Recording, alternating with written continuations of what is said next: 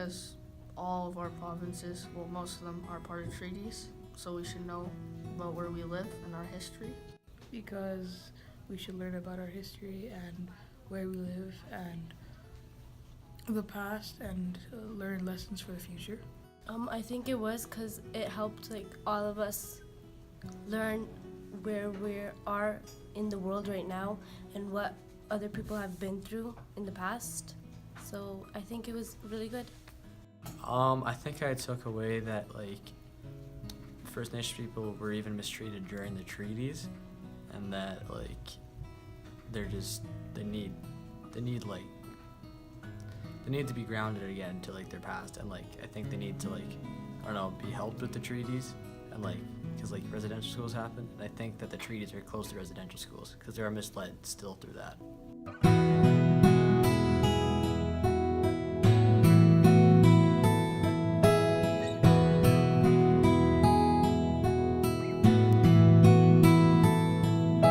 Hello, today we're going to talk about Treaty 1. Treaty 1 was signed on August 3rd, 1871, by representative of the Crown and of Indigenous communities.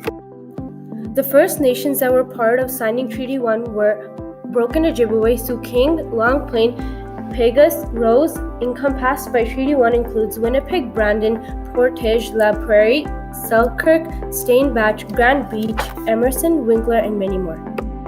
If you're living or visiting the treaty land, you should be familiar with the treaty that encompasses it.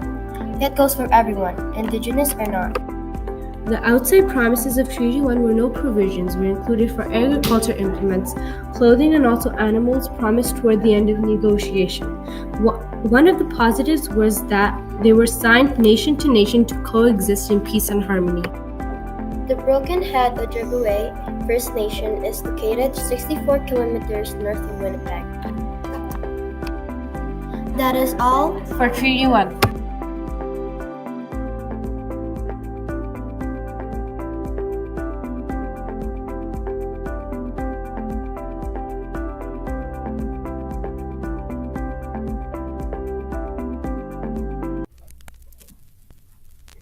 Treaty 2. Treaty 2 was signed between Canada and the Anishinaabe of southern Manitoba on August 21st, 1871. Negotiations went smoothly, and Commissioner Simpson, accompanied with others from the Crown, saw on behalf of the Crown along with 7 witnesses. Each First Nations man, woman, and child was given a gratuity of $3 and an annuity of $3, or a total of $15 per family. The annuity was to be paid in goods, but could also be paid in cash if it was deemed to be in the person's interest. The Crown wanted southern Alberta's land for their rich soils and resources. One of the biggest reasons the First Nations signed the treaty is because the buffalo were getting picked off, which was threatening their way of life.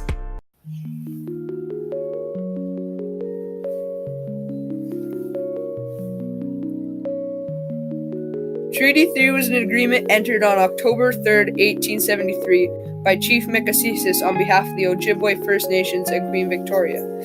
Treaty 3 is 55,000 square miles of land that is in a little bit of southeastern Manitoba and western Ontario. It is also known as the Northwest Angle Treaty. Treaty 3 also represents about 25,000 Indigenous people, which got $14 per person, farming tools, and other needs. In July 1874, Dawson and Pyther were appointed to select Treaty 3 reserve lands. They were told to select reserves far from possible settlement areas and exclude lands with known mineral deposits. Treaty 3 also provided rights for the Wasakot Anishinaabe.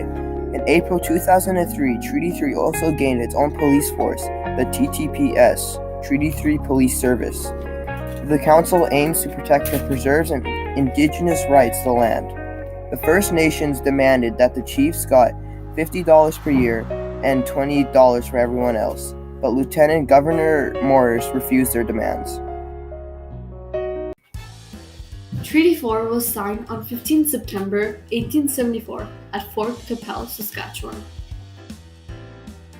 Treaty 4 land covers most of southern Saskatchewan, a little bit of western Manitoba, and a tiny portion of southeastern Alberta. Treaty 4 was created because of the disappearance of buffaloes in 1873. The government was not interested in doing any more treaties as Treaty 1, 2, and 3 has already existed. But Governor of Manitoba and Northwest Territories said they would like to do more treaties with the West Prairie First Nations. The promises given for Treaty 4 are: every chief will be given $25. Every third year, they give clothing to the chief and the people. They get a supply of ammunition and twine every year worth of $750 back then. They also got agricultural things such as animals and tools for farm use. Schools will be established on every reserve. No toxic drink or such on the reserve. Families of 5 get 640 acres but could return it for money.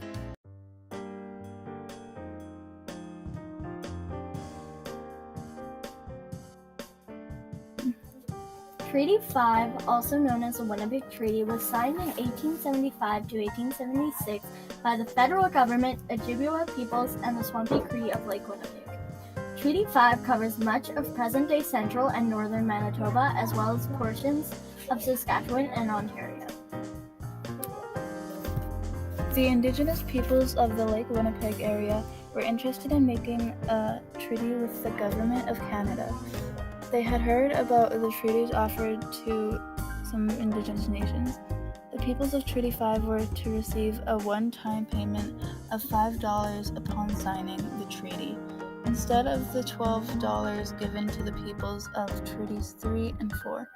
In addition, Treaty 5 peoples would only receive 160 acres of land per family. Hi, this is Connor here, and I was given the task to be a master on Treaty 6. Treaty 6 was signed on August 23, 1876 in Fort Carlton, Saskatchewan. Then it was signed again on September 9, 1876 at Fort Pitt, Saskatchewan. Treaty 6 is located just outside the treaty we live on, which is Treaty 4. It is across the middle of both Saskatchewan and Alberta. Treaty 6 liked to focus on medicine and fair trades. The Cree people that lived on the land thought that there should not be any trespassers allowed. A man by the name of James McKay was a big member of the Fort Carlton signing. He was an Indigenous fur trader but was on the same side as the chief. For the Fort Pitt Treaty signing, some of the big locals were not there, such as Big Bear. When Treaty 6 was signed, it provided an annual cash payment of $25 per chief, $15 per headman, and $5 for all other band members. A one-time cash payment of $12 for each band member, and reserve lands in the amount of 1 mile squared, about 2.5 kilometers squared, per family of 5. Schools were to be established on reserves. That is how the Treaty 6 was officially signed. According to my research, Treaty 7 is an agreement between the Canadian Crown and several First Nation chiefs, but they were mainly Blackfoot. In what is known today as the southern area of Alberta, Treaty 7 is the last of the numbered treaties made between the government and the Plains Cree. It was also signed on September 22, 1877. Treaty 7 stretched as far as from Red Deer to the border of USA and as wide as Medicine Hat to Banff National Park. Now, the positives of living in Treaty 7 is that there are more tribes to learn from and more cultural-related things to do, such as games, ceremonies, etc. And the negatives are that people might think that doing something your way is disrespectful to in theirs. So if you do plan on moving into Treaty 7, think about learning other cultural stuff and maybe teach them about your ways. My name is Liam Reset. Have a good day.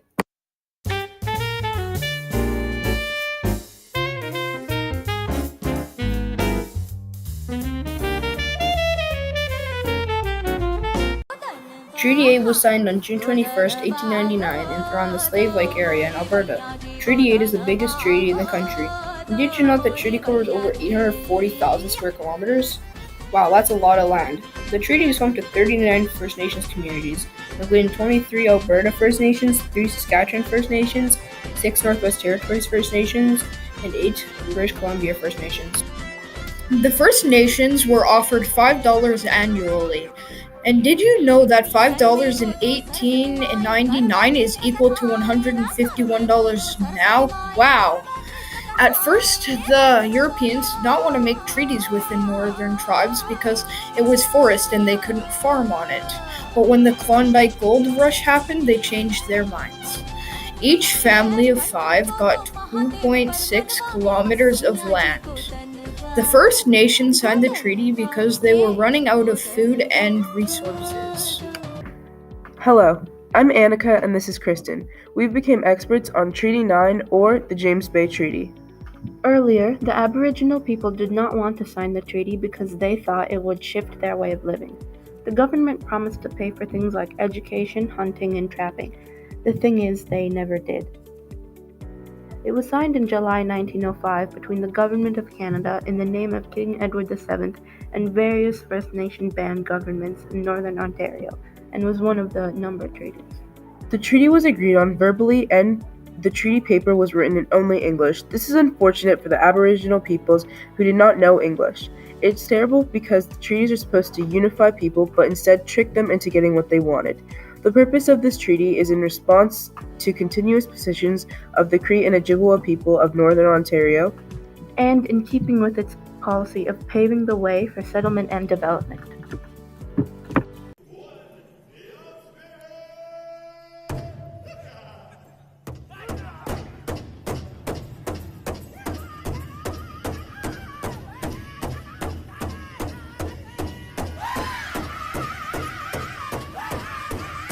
We are treaty experts, and this is Treaty 10. Treaty 10 was an agreement signed on the 19th of August, 1906, between King Edward VII and various First Nation bands from northern Saskatchewan and eastern Alberta. The government was at first a bit reluctant to own the land, but it was deemed undesirable because it had unsuitable land for agriculture. But after a bit of pushing from the First Nation side, the government finally agreed to settle down and make a treaty. That was the beginning of Treaty 10. Treaty 10 consists of about 220,000 acres of land from northern Saskatchewan and eastern Alberta. It was negotiated by James A. McKenna, the negotiator of Treaty 8. Signatories were offered either reserves or some territory for families who wanted to live off the reserves. Each family were to receive 160 acres of land each. Chiefs received $32, headmen received $22, and $12 for every other person, although the pay got smaller every year. Chief and headmen also received medals, clothing, and flags every 3 to 5 years.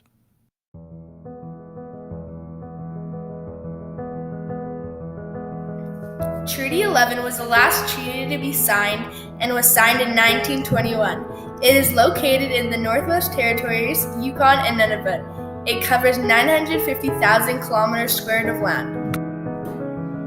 Every year, each reserve would receive the following: 10 axes, 5 handsaws, 5 augers, $30 worth of equipment for fishing, trapping, and hunting, $3 worth of twine. For the first year, the chief would receive $32, the headman would receive $22, and everyone else would get $12. Every year after, the chief gets $25, the headman would get $15, everyone else gets $5. At the end of the chief's duty, he will receive a silver medal commemorating the treaty, a flag, and a paper copy of the land. The treaties were to last as long as the sun shines, the grass grows, and the river flows.